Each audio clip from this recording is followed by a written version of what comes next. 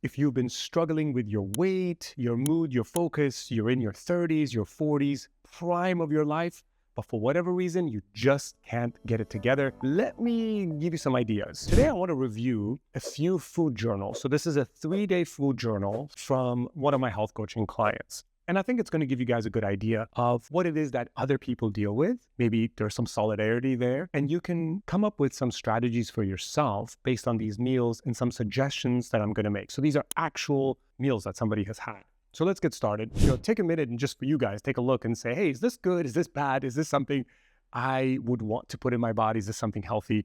And of course, we're not trying to say something is bad or good. When we make that distinction, you're already setting yourself up for failure. But the question is this going to fuel your body, or might this create bigger problems down the road? So I'm guessing she skipped breakfast because usually that's included in her photo journals. But here is probably lunch. The problem I have with this burger is there's just not a lot in it. It's just white bread.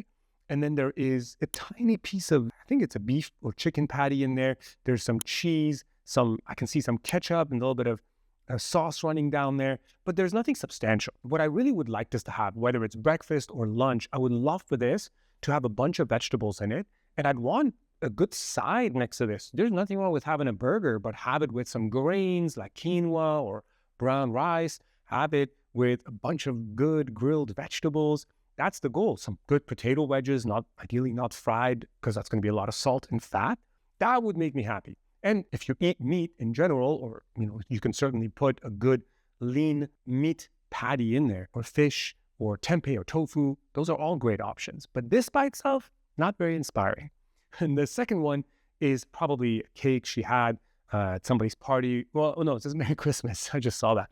It's Merry Christmas. So we have cakes and we have cakes, right? So this kind of cake, I think, is just a very rich cake. The only way you're going to get away with a cake like this is if you're metabolically healthy, or you just have a tiny, tiny slice. And that's not fun. I'd rather have a cake that is a little bit less sweet, that has some better ingredients, and a little bit more of it. So in this case, for her, she's early 30s. She's a busy professional. She has multiple employees. She's a young mother of, I think, a 1 or 2 year old. It's busy. This is a busy, busy woman. So what she's going to need is something to fuel her, and not necessarily something that's going to suck all her energy out. So I think this chocolate and all that bun from the burger, those two together are going to shoot her sugar really high, and it's going to come crashing down. She's just going to feel terrible.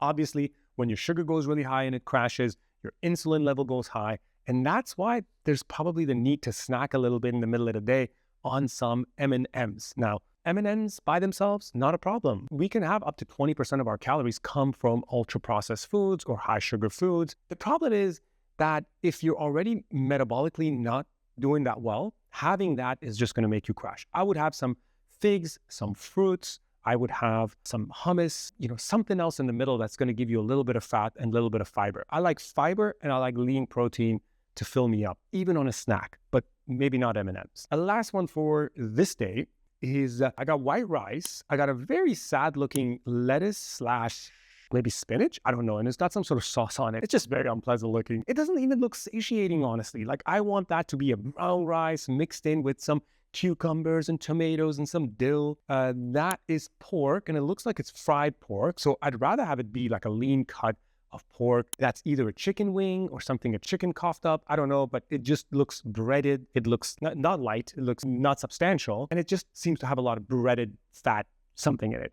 Look, I would replace that with prefer meat, like a chicken thigh or lean chicken breast. You can do beef, you can do pork, right? You can have some animal-related products, but the goal here is to have two things be the star of this dish. One is the vegetable, the other one is the grain. So there's not a lot of grain, it's just white rice. I would want that to be quinoa, farro, brown rice, something substantial.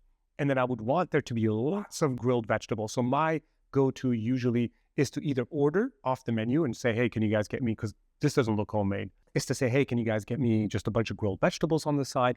I'll fill up on that, and then I can have everything else. And guess what? I'll probably have some room for dessert as well. All right, I'm gonna throw the next one up. You guys take a quick look, see what stands out to you. I can tell you what immediately stands out to me. I once again just see a lot of carbs. When I see a lot of carbs, I think sugar goes high, insulin goes high, which is the cortisol is gonna go high. stress, and that means poor sleep at night, and then all these sugar crashes. And this is probably happening because she is under stress.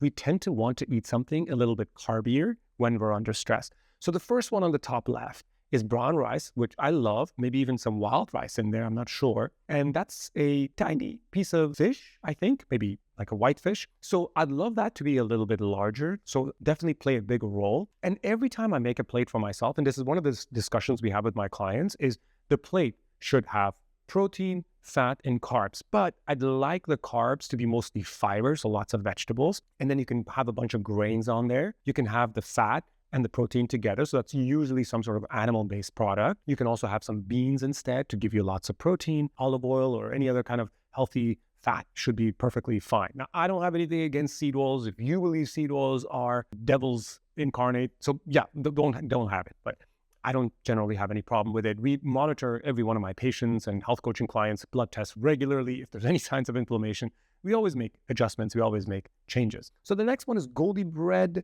cake slices. Okay, look, it's a banana cake, so maybe it sounds a little bit healthier because the word banana is in there, but that's a lot of carbs. It's going to be a lot of sugar, and it's going to be a lot of salt. I would prefer to just have bananas. I would prefer to have a bunch of fruits at this time because, again, that's going to send your sugar crashing pretty low. The next one, I see some maybe spinach, maybe lettuce, and like a taquito or something, and again, a little bit of fried pork. So once again, the white rice should be brown rice, something whole grain. I would want a lot more vegetable on there. I'm actually okay with the taquito. Not a big deal. It's such a tiny piece. Fine, have at it, enjoy it, go to town. But if you're going to have that little protein, I think you're just not going to feel satiated. So you better have a lot more vegetable on the plate or just get a healthier chunk of protein on that plate. And the next one is this salad. What stands out to me is I love the green, but I really don't like the croutons. I don't like the bacon pieces on there. I don't like the Parmesan. I don't like what looks to be a Caesar dressing. That's a lot of salt. That's a lot of fat. Now, if there were some tomatoes in there, if there were some cucumbers in there, if there were some endive, something else to really give it some substance, like pepitas or, what are they called? Pumpkin seeds, that might be a little bit better. Then you can tolerate having more fat and more salt. So I'd love that salad to be just a bit more filling. By itself, it just looks mostly just going to drive up your sugar and salt. Pizza, yeah, I see onions, I see bell peppers. That's really good. Cheese can be okay in small amounts, but that crust makes me, all I see when I look at that crust, that's a lot of white flour. There's no place for refined flour in our modern diets because we just can't tolerate it. We are already sedentary. We are already high stress. And most of us have some level of insulin problems or blood sugar problems. So we generally will benefit from whole wheat flour. Now, I've made my pizza crusts from einkorn flour, from spelt flour, from whole wheat flour, and they come out beautiful. There's no need for this. I'd say skip it.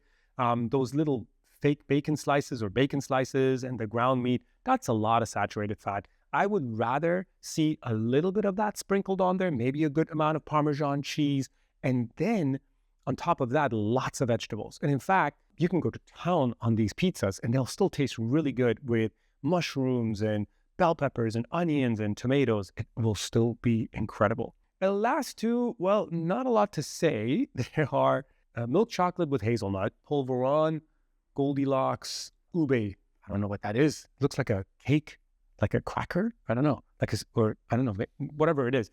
I'd prefer for that to be some dates, some figs, and a little bit of nuts. The dark chocolate, 70%, 80% is really good. That's a much healthier thing to have. It's probably good to have that immediately after your meal as opposed to late night when your sugar is going to spike up. And same with the dairy milk and hazelnut. So guys, that is it. I'm going to leave it at 2 days. It took longer to go over this, but maybe you got some ideas of how to make replacements for your meals to make them a little bit healthier, to help you with any mood, energy, or any other things that you're dealing with.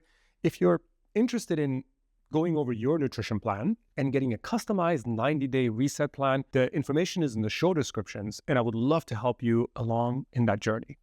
If you're looking for personalized guidance to improve your health, I'm Dr. Ashori.